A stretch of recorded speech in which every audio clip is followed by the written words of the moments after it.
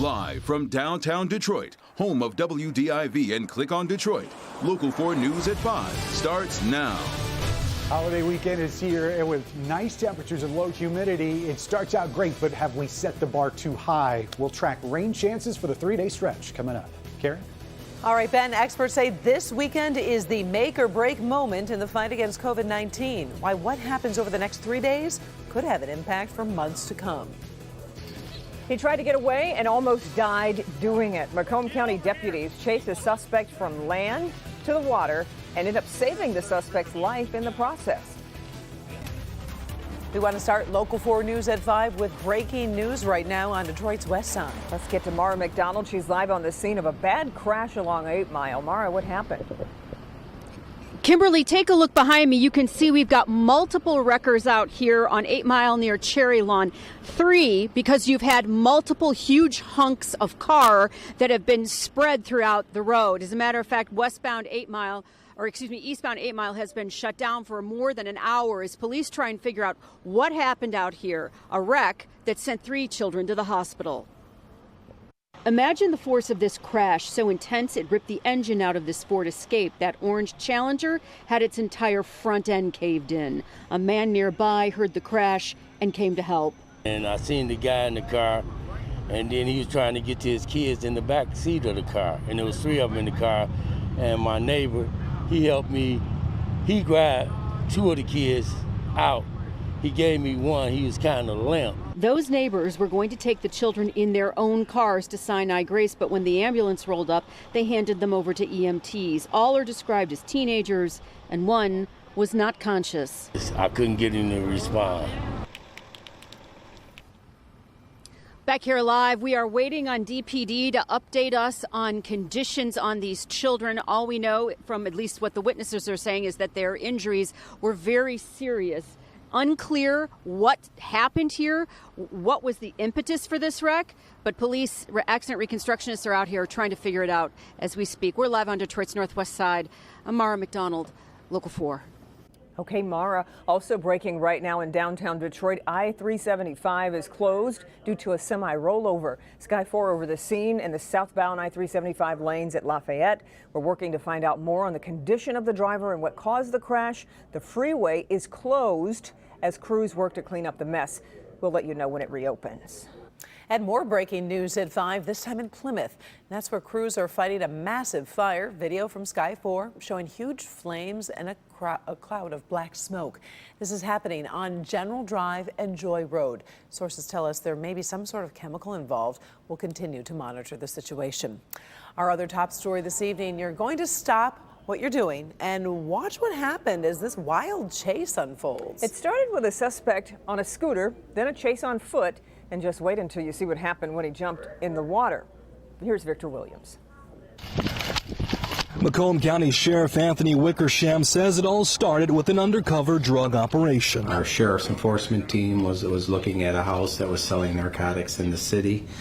They saw an individual go on in, came out with what they believed possibly narcotics. From there, a brief chase starts with the suspect making a run for it on a moped.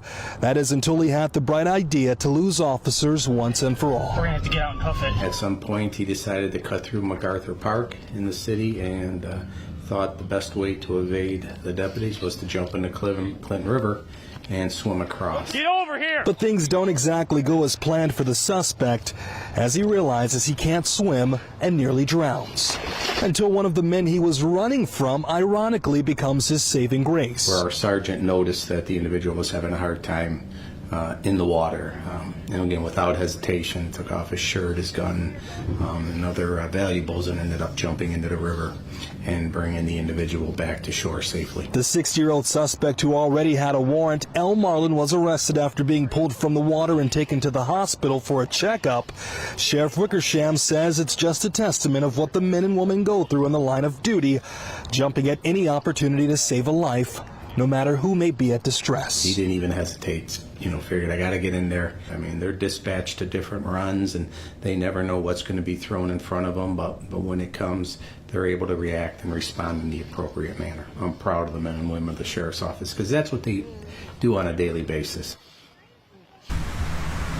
Now L. Marlin is going to be facing several charges as a result. He's facing a felony count of fleeing an officer, and then on top of that, operating a vehicle without a license. Victor Williams, Local 4. Back to you, Kimberly. Victor, was he given bond? Yep, $25,000, and he's due back in court on the 16th. Okay, Victor, thanks. Well, it is a beautiful and a little breezy start to the long holiday weekend, but it doesn't look like it's going to stay that way. Yeah, let's get over to Ben for what's somewhat turned into a complex forecast for the next few days, Ben. Yeah, I got some questions to answer, Kim and Karen, but I'll tell you, if it looked like today for the next 3, I think we'd all take it. Current temperatures generally low to mid 70s, so very pleasant. A little bit on the cool side up there in the north zone. Sandusky's at 69, Flint checking in at 68 in the west zone. And these are noticeably cooler than yesterday, about 10 to 15 degrees colder than what we were checking in at 5 o'clock on Thursday. Here's your Labor Day weekend at a glance as we take a snapshot of the next 3 days. Temperatures slightly warmer tomorrow and Sunday, and then our warmest on Monday at 81, but there are rain chances in there, especially on Sunday. So coming up, we'll check timing of that. We'll look at whether the winds come back and also more on the humidity. Don't forget the Local Forecasters app has got you covered for the entire weekend. Temperatures, rain, the whole 9 yards. Take us with you even if you're going out of town. It's free in your app store by searching WDIV. Guys? Okay, Ben, now to brand new information into the death of a Wayne County Sheriff's deputy inside the county jail. Corporal Brian Searcy was killed Wednesday night by an inmate inside the lockup. Tonight, the head of the union representing deputies is describing long-running issues.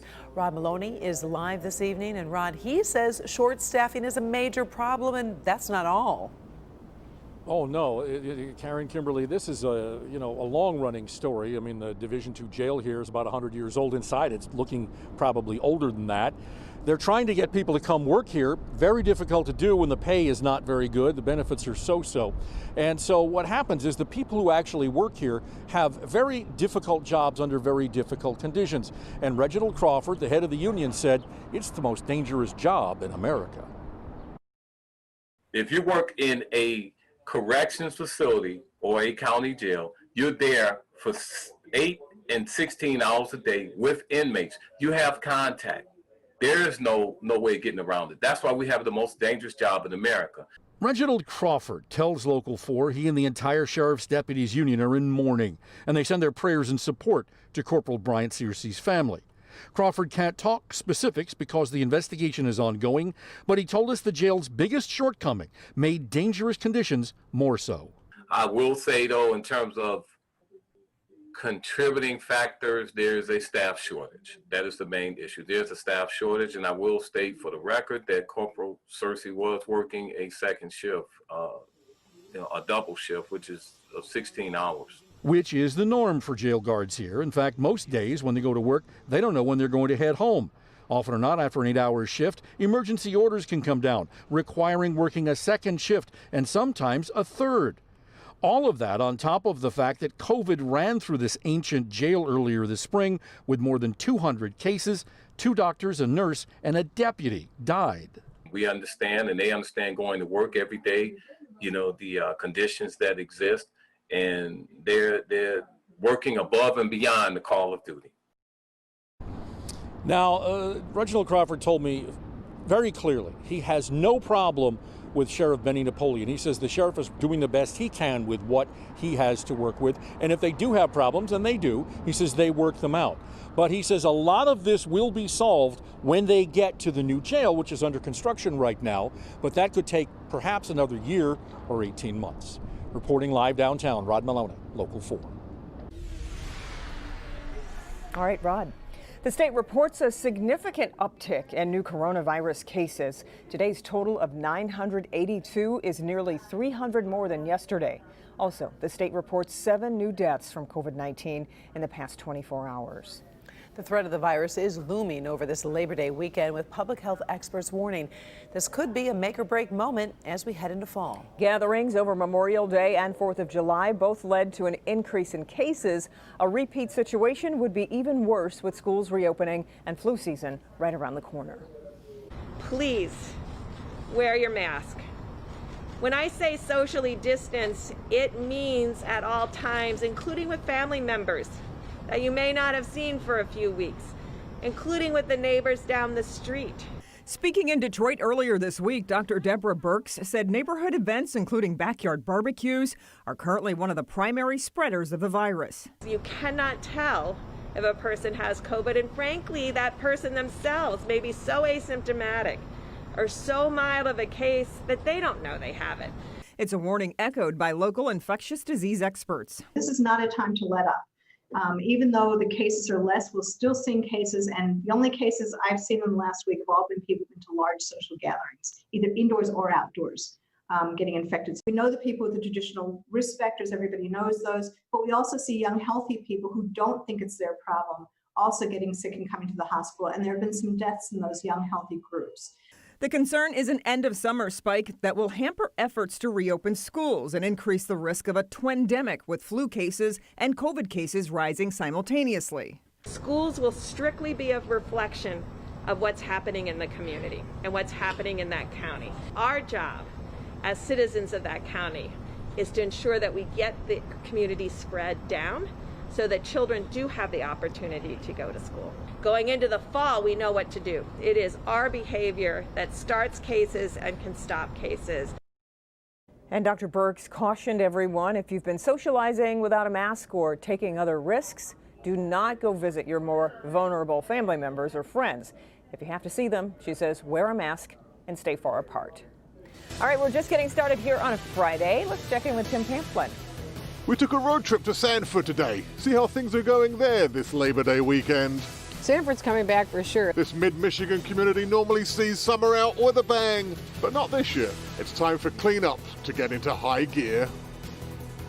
And the beats go on, at least from a safe social distance. Ahead here at 5, we're taking you to a much different and safer version of Arts, Beats, and Eats. A 20-year-old man is dead after a hit-and-run crash here in Northville. Coming up, what police say happened and who they're looking for now.